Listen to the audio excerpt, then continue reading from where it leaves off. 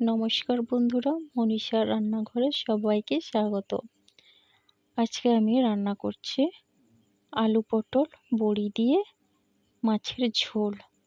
তো বন্ধুরা, এই রেসিপিটি দেখতে হলে প্রথম থেকে শেষ পর্যন্ত আমার সঙ্গে থাকুন, আর প্রথমে একটা লাইক দিয়ে রেসিপিটি দেখতে থাকুন।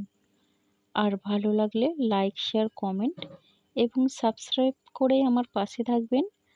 আর আমার নতুন বন্ধুদেরও একই কথা বলবো, আপনারা যারা এখনও আমার চ্যানেলটিকে সাবস্ক্রাইব করেননি, সাবস্ক্রাইব করে পাশে থাকা বেল আইকনটি প্রেস করে নোটিফিকেশান অল করে দিবেন। তাহলে সবার আগে আপনি আমার ভিডিও পেয়ে যাবেন। তো বন্ধুরা, চলুন বেশি কথা না বলে এখন রান্নাটা শুরু করি। দেখতে থাকুন কিভাবে আমি এই রেসিপিটা বানাই। তো এখানে আমি নিয়েছি 4 পিস মাছ, এটা কাতলা মাছ।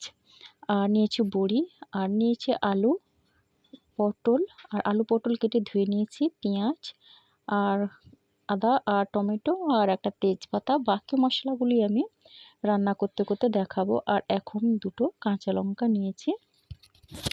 তো এবার আমি মাছে লবণ হলুদ মাখিয়ে দেবো।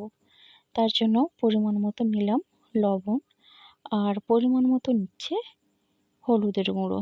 এবার লবণ হলুদ দিয়ে মাছটাকে ভালো করে আমি মাখিয়ে নেব। তো বন্ধুরা, এই রেসিপিটি কিন্তু খুব একটা তেল মশলা দিয়ে রান্না হবে না। তো চলুন এখন আমি রান্নাটা শুরু করি। তার জন্য গ্যাসে কড়াই বসিয়ে দিয়েছি, আর কড়াইটা গরম হলে দিয়ে দিলাম সর্ষের তেল। এবার তেলটাকে ভালো করে আমি গরম করে নিচ্ছি। তেলটা গরম হয়ে গেলে এখন আমি মাছগুলো ভেজে নেব। এখন একটা একটা করে আমি মাছগুলো দিয়ে দিলাম।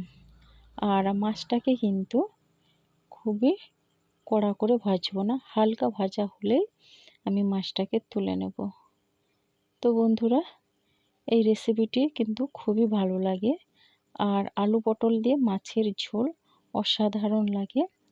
তো এখন আমি মাছটাকে এক সাইড উল্টে দিয়েছি। এবার উল্টে পাল্টে আমি মাছগুলোকে ভেজে নিলাম। এবার মাছ আমি তুলে নিলাম। এখন সেই তেলে দিয়ে দিচ্ছি কেটে রাখা আলু আর পটল। আলু পটল দিয়ে এখন দিয়ে দিচ্ছি পরিমাণ মতো লবণ, না অল্প একটু লবণ, আর দিচ্ছি খুবই অল্প হলুদের গুঁড়ো। এবার লবণ আর হলুদের গুঁড়ো দিয়ে ভালো করে নেড়ে চেড়ে নিচ্ছে। আর লবণ হলুদটাকে ভালো করে আলু পটলের সঙ্গে মিশিয়ে নিলাম। এখন ঢাকনা দিয়ে কিছুক্ষণের জন্য আমি ভেজে নেব। তো দেখুন বন্ধুরা, এখন আলু পটল আমার অনেকটা ভাজা হয়ে গেছে। এরপরে আমি ভাজা আলু পটলকে তুলে নিচ্ছি। আর এখন এখন দিয়ে দিলাম আবারও সর্ষের তেল।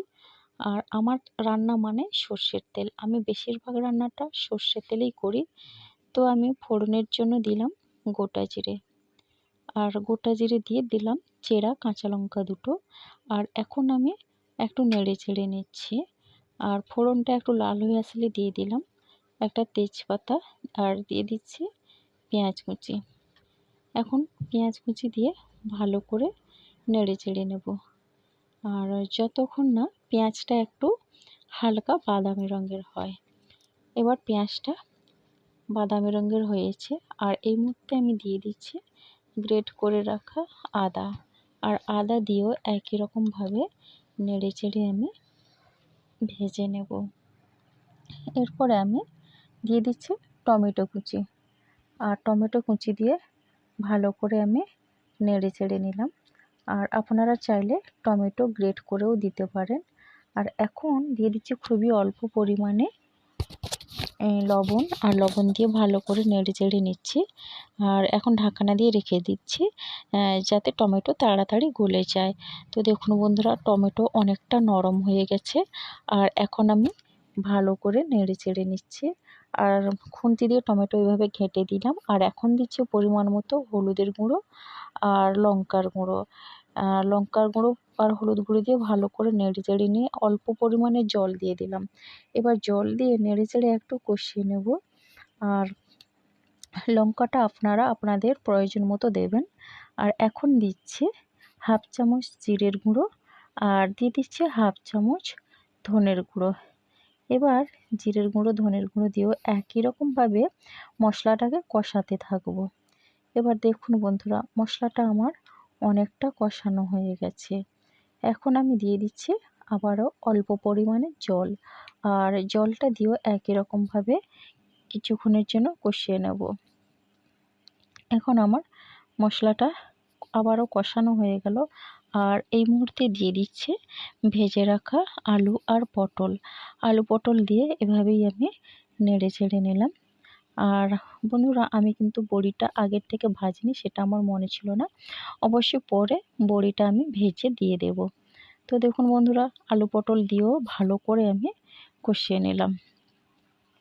আর মশলাটার সঙ্গে আলু পটল কষানো হতেই অনেকটা যেন সেদ্ধ হয়ে গেছে। আর যত মশলাটা কষানো হয় কালারটাও ভালো আসে আর খেতেও ভালো লাগে। তো এখন আমি জল দিয়ে দিলাম পরিমাণ মতো, আর জল দিয়ে ভালো করে আমি নেড়ে চেড়ে মিশিয়ে নেব। এরপরে আমি দিয়ে দেব পরিমাণ মতো লবণ, আর লবণ দিয়েও একই রকমভাবে ভালো করে নেড়ে চেড়ে মিশিয়ে নিচ্ছি। এবার ঝোলটা ফুটে উঠলেই দিয়ে দেব ভেজে রাখা মাছগুলো। আর বন্ধুরা, আপনারা অবশ্যই আমার ভিডিওটি শেষ পর্যন্ত দেখবেন, এটা কিন্তু সব সময় আমি আপনাদের কাছে অনুরোধ করি। আর আমার কমেন্টে কিন্তু আপনারা আমার রেসিপির বিষয়ে কিন্তু কমেন্ট করবেন। আর বন্ধু হলাম, পাশে থাকলাম, আর বন্ধুত্বের বিষয়ে কিছু বলতে হলে আমার কমিউনিটিতে গিয়ে একটা লেটার দেবেন। তো এখানে আমি আর একটা কড়াই দিয়ে দিচ্ছি সর্ষের তেল, আর তেল দিয়ে আমি দিয়ে দিলাম বড়িগুলো কিন্তু আমি আগে থেকে যেহেতু ভাজিনি, আর এখন আমি ভেজে নিচ্ছি। তো বন্ধুরা, বড়িটাকেও আমি লাল লাল করে ভেজে নেব। আর বড়িটা আমি খুবই অল্প পরিমাণে নিয়েছি, যেহেতু বড়ি খাওয়ার মানুষটা কম, তো আমি একা বড়ি খাই, তো আমার জন্য আমি বড়িগুলো খুবই অল্প পরিমাণে নিলাম। আর এখন আমার বড়িগুলো লাল লাল করে ভাজা হয়ে গেছে, আর বড়িগুলো তুলে নিচ্ছি। তো বন্ধুরা, এখন আমি ঢাকনা খুলে চেক করে নিচ্ছি। আর এখন দেখুন আমার ঝোলটা অনেকটা হয়ে গেছে, আর এই মুহূর্তে ভেজে রাখা বড়িগুলো আমি দিয়ে দিচ্ছি। আর বড়ি দিয়ে একই রকমভাবে আমি নেড়ে চেড়ে মিশিয়ে নেব। আর আপনাদের কাছে আমার বিশেষ অনুরোধ রইল, আপনারা সপ্তাহে একদিন হলেও এই রেসিপিটা বানাবেন, দেখবেন খেতে খুবই ভালো লাগবে। আর এটা কিন্তু একবার খেলে বারবার খেতে ইচ্ছে করবে। তো দেখুন বন্ধুরা, ঝোলটা আমার হয়ে গেছে, আর এখন আমি নামিয়ে নেব। তার আগে দিয়ে দিচ্ছি জিরের গুঁড়ো। আর এই জিরের গুঁড়ো কিন্তু নামানোর আগে দিলে খেতে খুবই ভালো লাগবে। আর এই জিরের গুঁড়ো আমি কিন্তু বাড়িতে বানিয়ে রাখি। আর বন্ধুরা, আপনারা যারা এখনও আমার চ্যানেলটিকে সাবস্ক্রাইব করেননি, লাইক করেননি, প্লিজ সাবস্ক্রাইব করে দেবেন আর লাইক করে আমার পাশে থাকবেন। অনেক ধন্যবাদ।